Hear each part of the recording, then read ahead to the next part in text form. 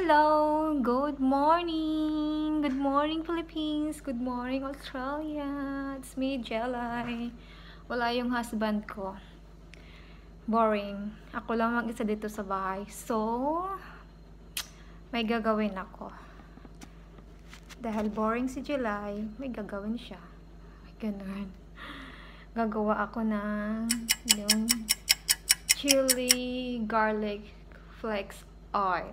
Kasi tuyo na yung may garden kasi ako dito, may tanim akong Thai chili, tapos na dry ko na siya. Ngayon ready na siyang anong tawag nito, lutuin. So ita-try ko on my own.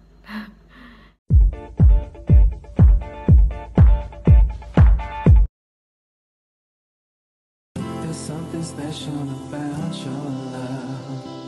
I think I'm ready to find. There's something special about your love.